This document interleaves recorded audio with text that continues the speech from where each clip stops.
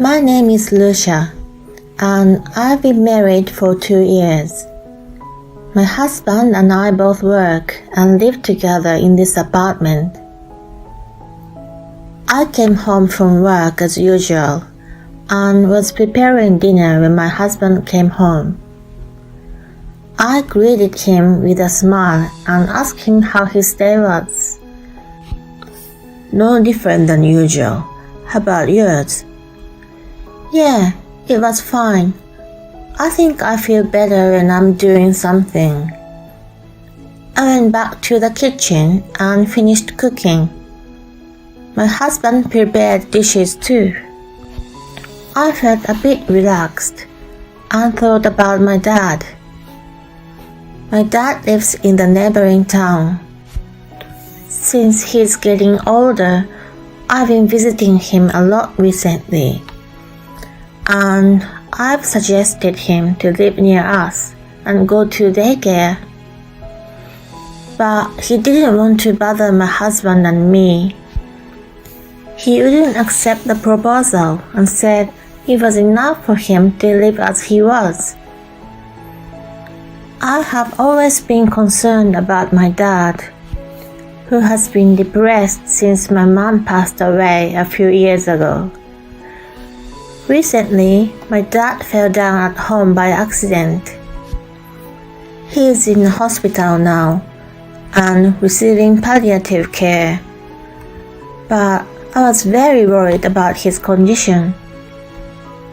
After we finished eating, my husband said, "Oh yes, my mom called me again today, and I told her about your dad." Oh, really? I got a reluctant look on my face and started thinking. Sorry, but I thought I should tell her. Don't worry, they know what they are doing. And if anything happens, I'll be there for you. Okay. My husband said so, but I had a feeling that something might happen. And unfortunately, it soon came true. One night, a while later, my mother-in-law and my brother-in-law showed up late at night without notice. They came in without even saying hello and said, "I heard about your father." My mother-in-law looked at me sympathetically. Her body language was exaggerated and deliberate. My brother-in-law nodded his head and said, "I'm sorry to hear that." I tried to be as calm as possible and said, "It's okay." To be honest, I wanted them to go home as soon as possible.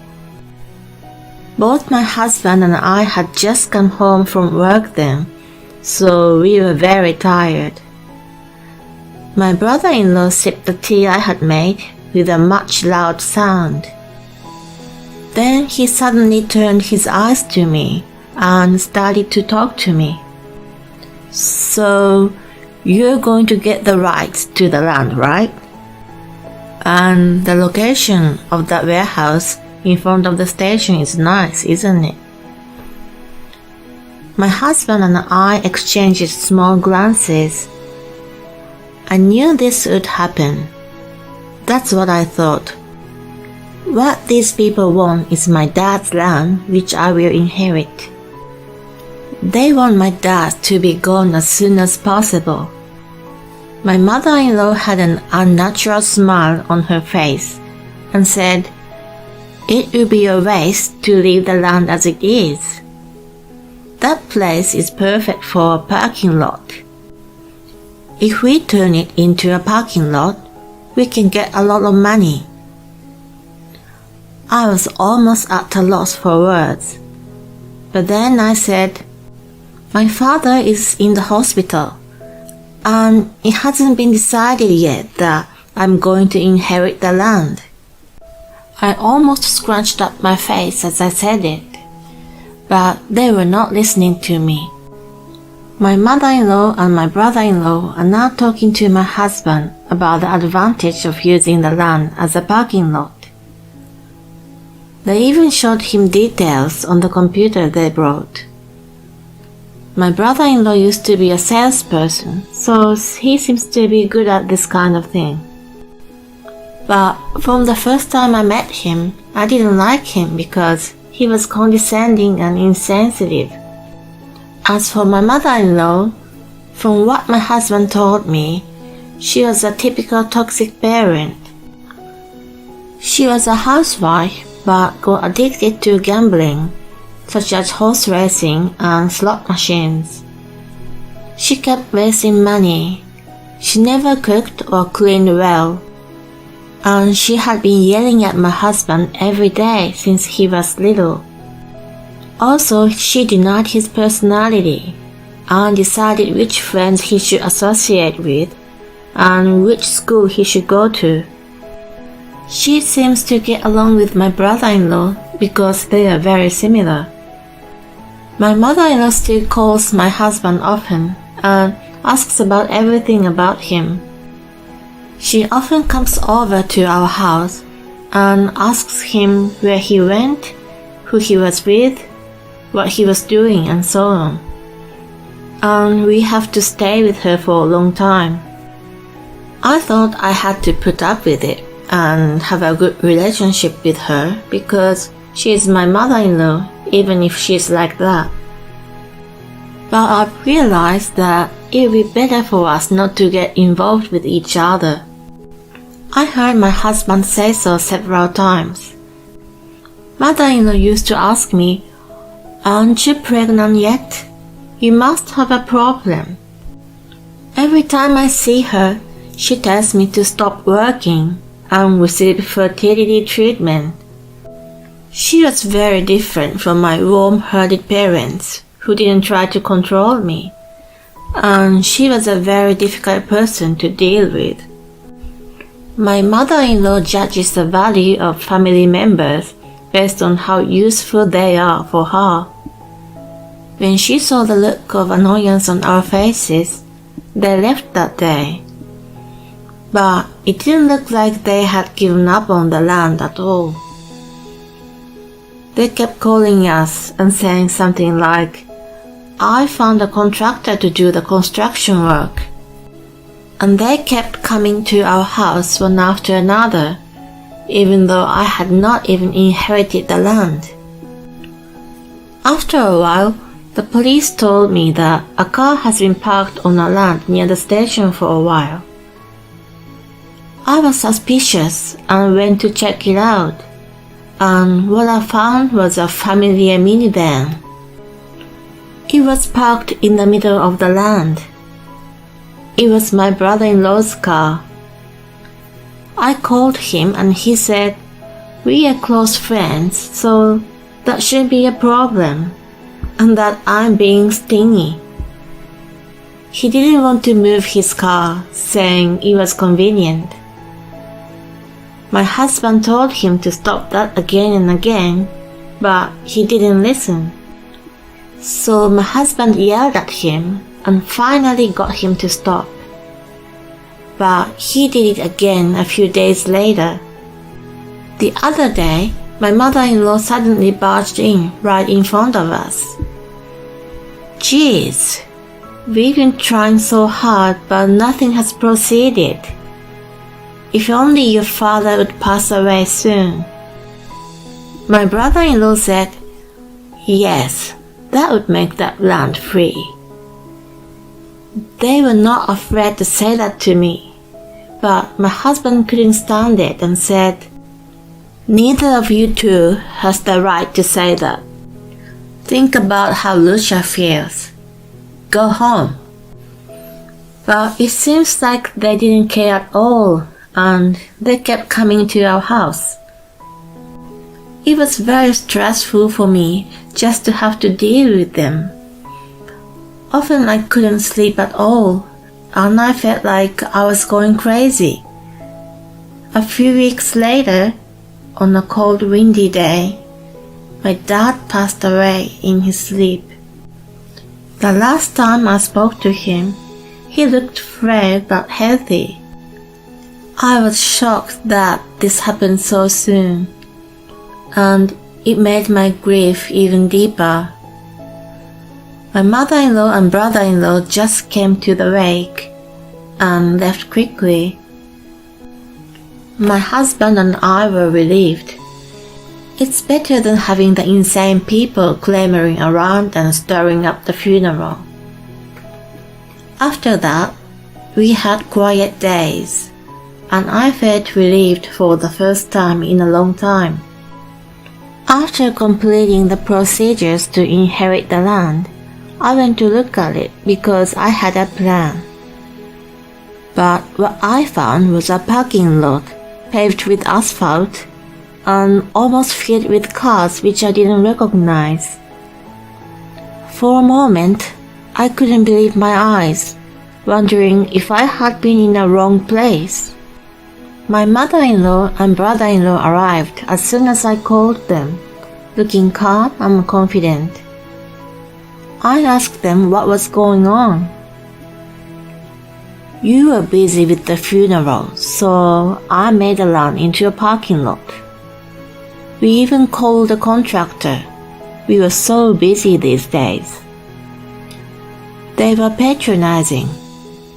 Apparently, many of the parked cars belong to people they know, and they've already made contracts.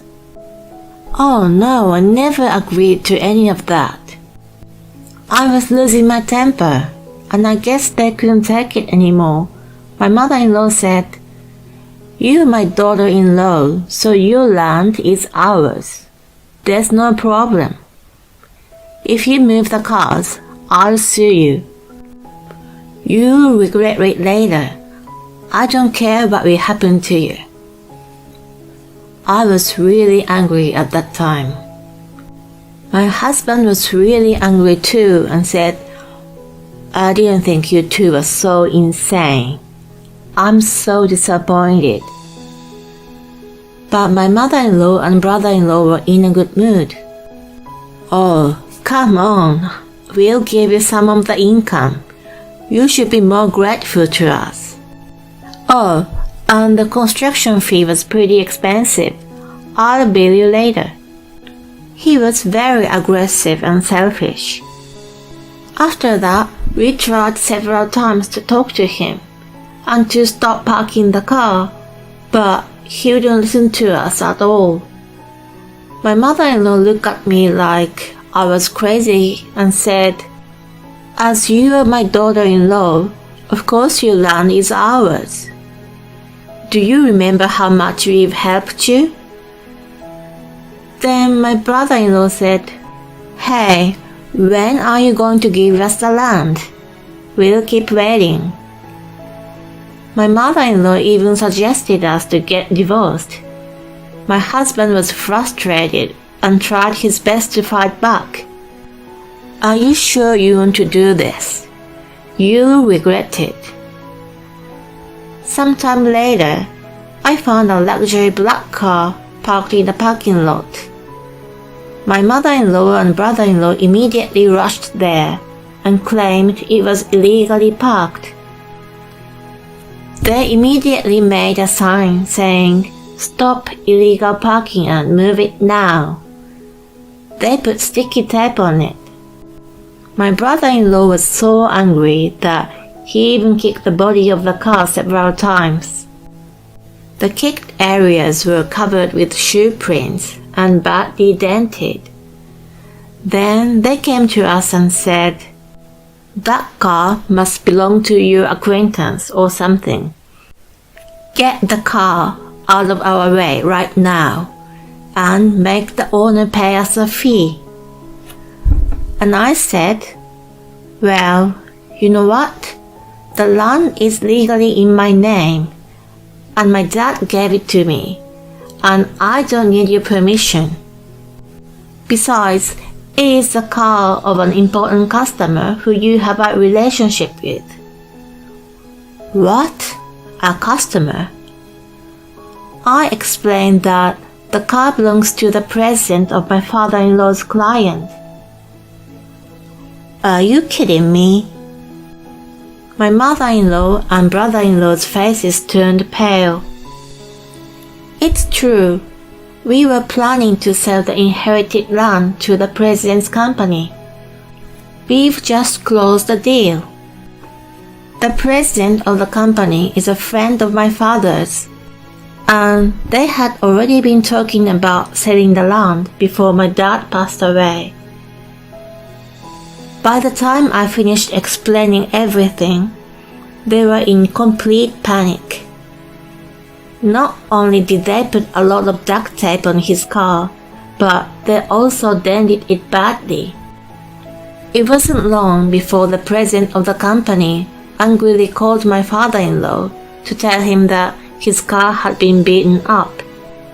My father-in-law, who had turned even paler, came to the house in a panic.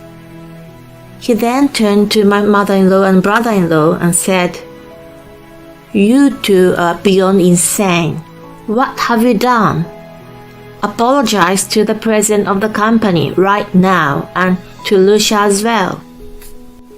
Two of them are scared of my father-in-law, so they bowed and apologized to me, wobbling and shaking. I answered, "This is no longer a problem that I can handle by myself. Even if I forgive you, I don't know what the president will say." But my brother-in-law said, "See, if only you could do something about that. All would be fine, wouldn't it?" "That's impossible." And then my mother-in-law said, "You must be close to the president."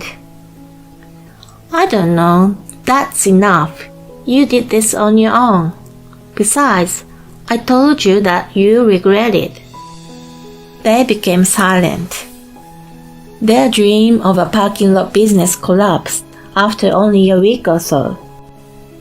In addition to the cost of constructing the parking lot, the money which had been paid in advance by clients had to be returned in full as a penalty. Of course, they had to pay for the repairs of the president's car as well. So they ended up owing a ridiculously large amount of debt. And of course, my mother-in-law and brother-in-law were evicted from the house they were living in. Because of this, the two of them became enemies. And whenever they saw each other, they cursed each other, saying that it's your fault that they got into this mess. The sale of the land brought in a large sum of money, and I thought about how to spend it with my husband. But ultimately, we decided to save it for the future. By the way, my husband seemed happy that he's no longer involved with my mother-in-law and brother-in-law.